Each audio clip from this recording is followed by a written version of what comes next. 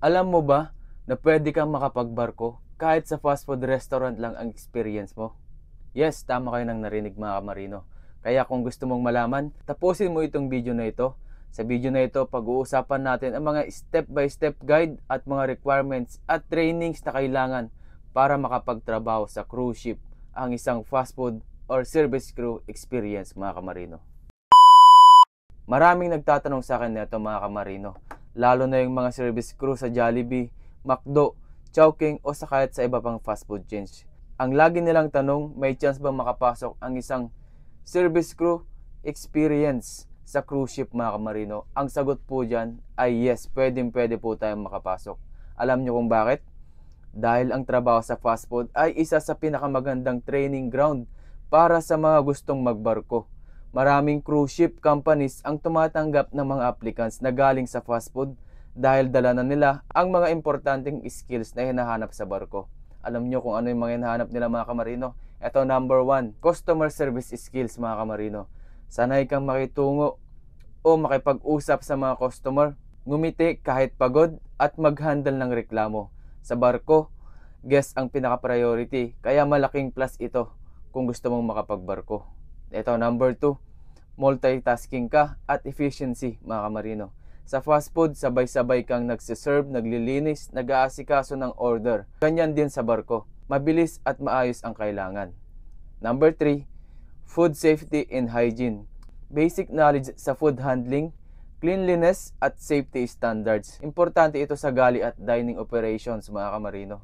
Number 4, teamwork. Ito yung isa sa pinaka-importante dito. Alam mo kung paano makaisama at makipagtulungan sa team mga kamarino.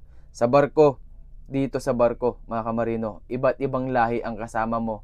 Kaya critical ang teamwork dito. Number 5, disiplina at work ethic. Ang fast food ay mahirap, mabilis ang trabaho at kailangan ng tiyaga.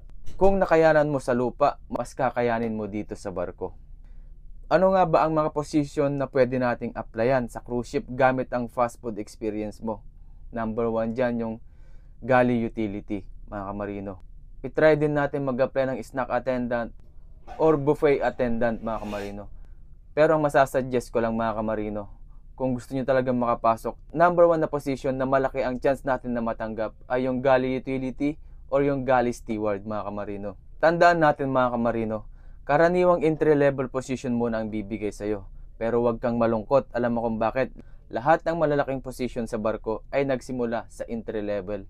Ang promotion at pag-angat ng sahod ay darating basta't sipag, tiyaga at magandang performance ang dala mo. Ano nga ba ang mga requirements na kailangan natin para makapasok tayo dito? Ito yung mga basic requirements bago ka makapag-apply mga kamarino.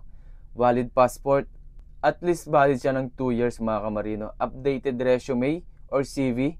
Seaman's book, kung wala ka pang Seaman's book, ay pwede ka pa rin mag-apply. Pwede mong isabay ang pagkuha ng trainings at pag-apply mga kamarino. TOR or diploma. Kahit high school graduate ka lang mga kamarino, ay pwede ka pa rin makapasok dito. Pero advantage ang college level. Certificate of employment na galing sa fast food o sa dati mong trabaho. NBI clearance for travel abroad. Birth certificate, basic safety training or BST, crowd and crisis management, lalo na sa mga nagtatrabaho sa cruise ship mga kamarino. Ito ang tanong ng karamihan, paano nga ba mag-apply dito mga kamarino? Ito, step by step guide kung paano mag-apply dito sa cruise ship. Number 1, ayusin mo ang resume at requirements mo.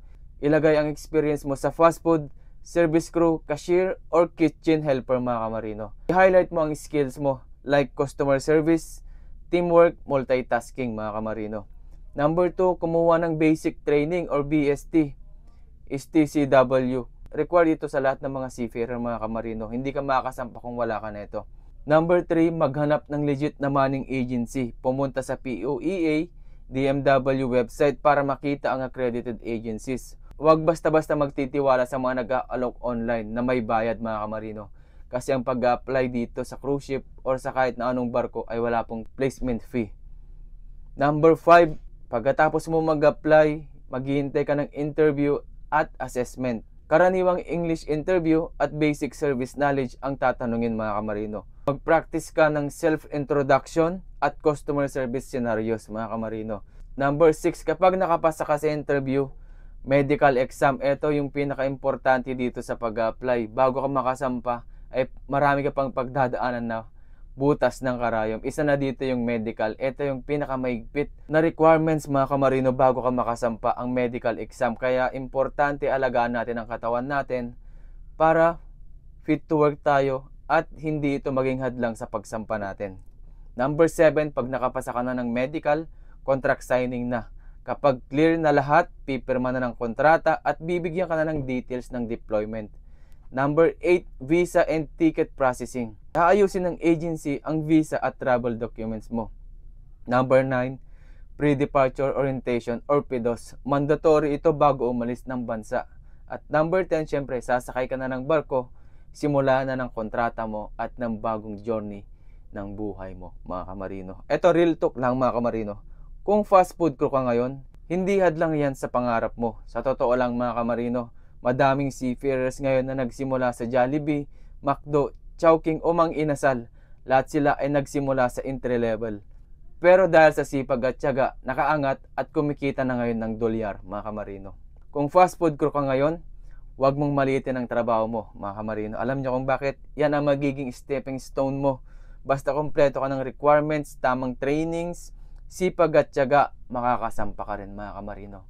Kaya kung nagustuhan mo ting video na ito, pa-share na rin ako kung may kakilala kang gustong makapagbarko na service crew or nagtatrabaho sa fast food restaurant, fast food chain. I-share mo ito, baka sakaling magkaroon siya ng idea. At wag mo na rin kalimutang i-follow ako. Kamarino Vlog, may TikTok account ako, may YouTube ako.